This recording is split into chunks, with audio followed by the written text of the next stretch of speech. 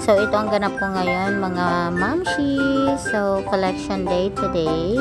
Ayan, 99k plus yung kinolect ko ngayon sa LBC. Ito yung mga CODs, COP, cash on pick up, na bayad ng client ko galing Negros Occidental. Medyo malayo-layo, but trust is the key.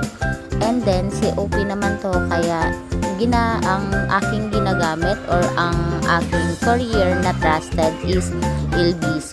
So, sila yung gusto kong partner for COP or COD para sa aking mga item. Kasi alam ko na safe na makakarating yung mga item ko sa aking mga clients at safe din yung pera kong makakabalik sa akin. So, ito yung araw ng aking collection day, mga friends.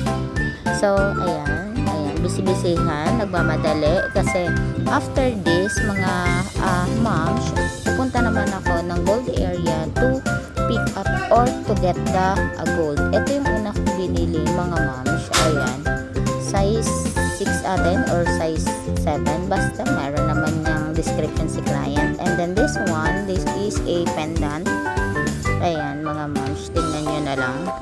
Naka per gram pala ako, mga moms, hindi ako naka per piece. So, per gram ang benta ko sa bawat gold na binibenta ko. So, this one, 18 inches with flower pendant. Ayan. Ayan siya. So, ang ganda niya din. Medyo manipis lang yung chain niya. Pero yan kasi yung gusto ng client. This one is Sedusa 7.5 bracelet. This one, medyo ano lang to guys ha. Mura lang to. Pero, ayan, mukhang makapal. Kasi dahil nga sa double chain nga siya. Sedusa ang tawag dito. Sedusa chain. Ito naman, hardware earrings. And pendi. Ayan. Kanya-kanyang grams yan. 5.04 grams.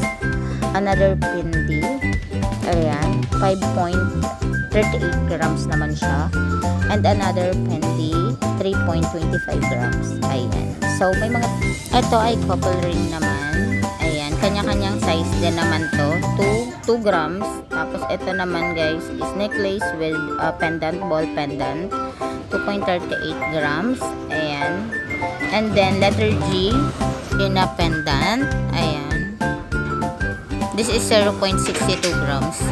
Madami pang kulang pero bukas ko kumpletuhin ko ito. Bye!